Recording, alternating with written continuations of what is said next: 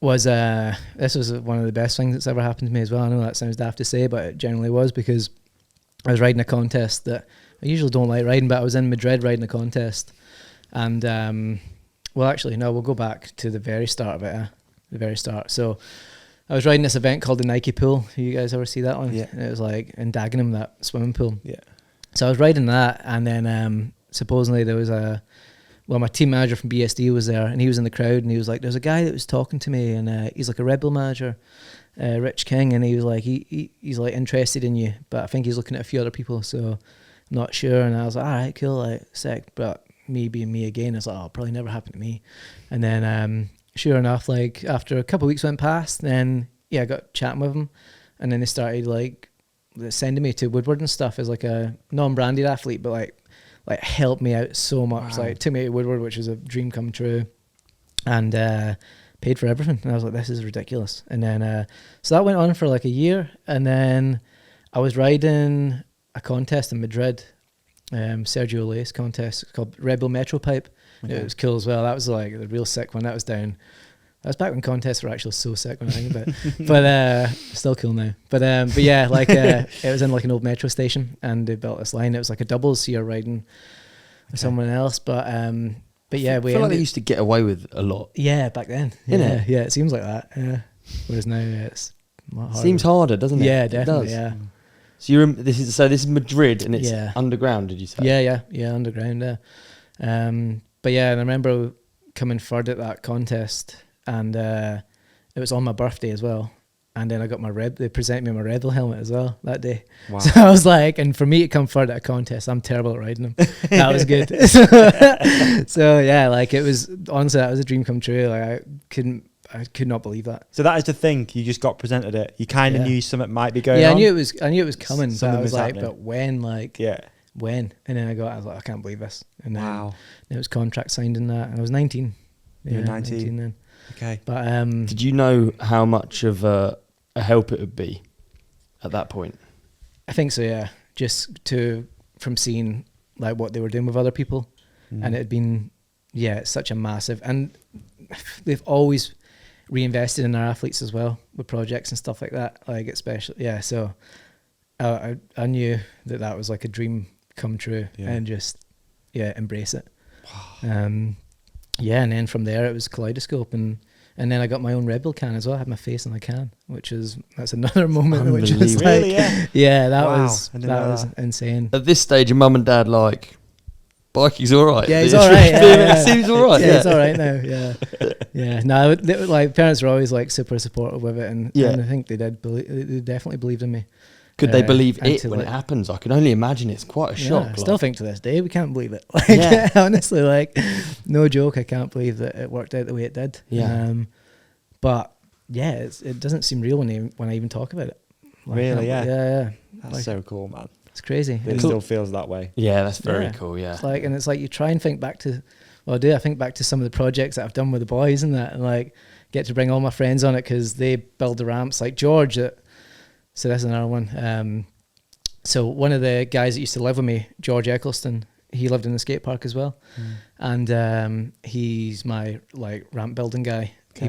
He built Kaleidoscope, and he built all the things in like Dubai and stuff. He's built everything that I've ever worked on. Wow. And that was always his dream to go and do that. And then I can't believe we're doing it together, and we're traveling and that. We're in Dubai on top of the Burj Al Arab building a flat bank for me to jump out of a helicopter. It's just like, like what? Remember, like we used to live in the unit. Like what happened?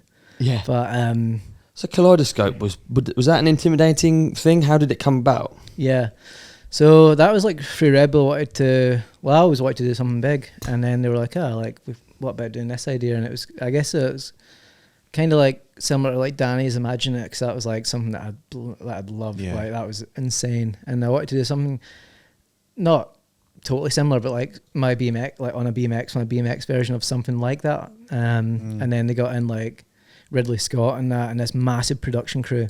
I didn't know it was Ridley Scott. Yeah, that was pretty intimidating, but I didn't know who that was at the time or anything like that, so I was like, didn't really know. But I remember the first day of filming though was like, hey Rid. Yeah, well, I'd been like used to just filming with like Dave Serby, and it's just like skate park filming, like bro cam stuff. And that was like, you're going on action. And it was like, I was like, no, I want to go now. And they're like, no, you need to go on action. So it was like 3, 2, 1, roll cameras and action, Kriss. I'm like, oh, okay, whether you're ready or not, you need to go. And I'm like, all right, okay. So yeah, that took a bit of getting used to. But I remember one thing that was hard on that project was I was trying to do a double peg grind to flare off this rail. And I'd done it once, but I went off the side of the ramp.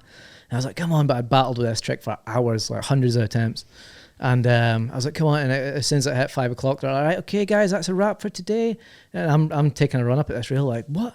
Like, you can't just, I'm so close to getting this. Like, no, it doesn't work like that. So I was like, and so down about it. But I think they had a chat with themselves and they're like, it's not like an actual normal movie. This is like like you need to a bit of leeway for Kriss here. If he wants to finish it, then you need to keep going till he gets it done. And then they did. He starts on action, you stay late. Literally, yeah. But I still to this day, I like going on action now. Like, really? Matty Lambert, when we're filming stuff, it's like I'd rather get a call off him if it's something scary because I know I'm going. It's like, oh fuck, here I go. Really, action does it. Yeah, I like it. Yeah. What did that film look like to you? Because we can see what we see. Yeah. With the black and the illuminations and stuff. Was it the same? Yeah, it was hard though to ride because everyone was like dark in there and it was all lit up, so it was super weird to ride, and everyone was painted mad.